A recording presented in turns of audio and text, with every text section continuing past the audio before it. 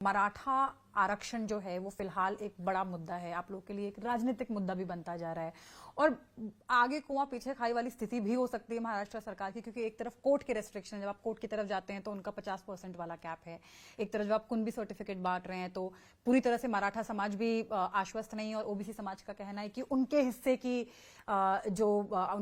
जो लाभ है वो मराठा समाज को दिया जा रहा है।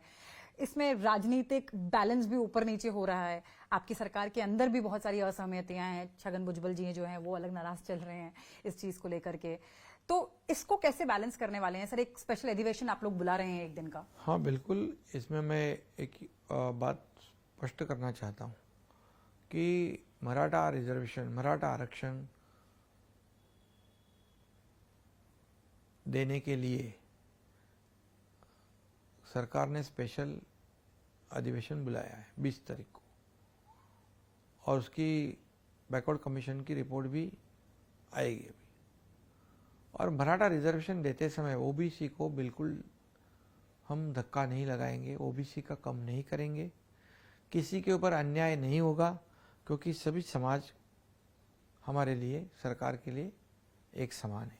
तो वो कैप कैसे मैनेज होगा? लेकिन यहाँ पर जो कैप मैनेज, एक सुप्रीम कोर्ट ने जब फैसला दिया था, मराठा रिजर्वेशन रद्द कर दिया था, तब उन्होंने एक विंडो रखी थी कि यहाँ पर एक्सेप्शनल और एक्स्ट्रा ऑर्डिनरी सर्कमस्टेंस में सरकार चैलेंज कर सकती है, ज़्यादा डिसीजन ले सकती है रिजर्वेशन देने का।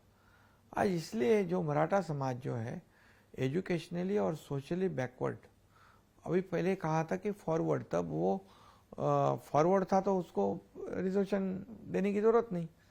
तो ये जो रिपोर्ट था, रिपोर्ट सही ढंग से वहाँ प्रेजेंट नहीं किया गया। गायकवाड़ रिपोर्ट जो है सुप्रीम कोर्ट में ढंग से प्रेजेंट नहीं किया। कौन सा, थोड़ा सा आप मुझे एलाबोरेट कर पाए, कौन सा हिस्सा सर? क्योंकि गायकवाड़ रिपोर्ट में भी उन्हें बैकवर्ड, एजुकेशनली और सोशली बैकवर्ड ही बताया था। तो लेकिन कैसे है, वो सैंपल भी थोड़ा कम साइज का था और कोर्ट कन्विंस नहीं हुआ, कन्विंस करना चाहिए था।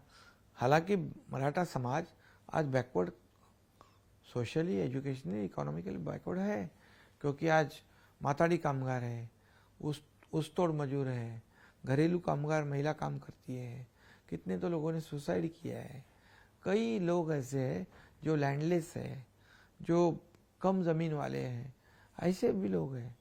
तो ये किसान जो है मराठा समाज के, कितने किसानों ने तो आत्महत्या की है, फिर मराठवाड़ा में। लेकिन आप लोग जैसे तलवार की धार पे चलने वाली स्थिति नहीं है, क्योंकि जैसा कि मैंने कहा कि कुछ एक समाज, खास करके ओबीसी समाज, आश्वस्त नहीं है अब तक, क्योंकि वो तो रैली भी निकालने वाले थे और सब होने वाला था। देखिए क्या है इसमें, सरकार ने, मैंने मुख्यमंत्री के हैसियत से पहले दिन से कहा है कि मराठा समाज को रिजर्वेशन हम देंगे जो कानून के दायरे में रहेगा, वो कोर्ट में टिकेगा, कोर्ट में भी उसको प्रोटेक्शन मिलेगा, कोर्ट भी उसको वैलिड करेगा, वो ज़्यादा ज़रूरी है। और उसके लिए पूरा बहुत बड़ा सैंपल सर्वे, सैंपल नहीं पूरा कर दिया है।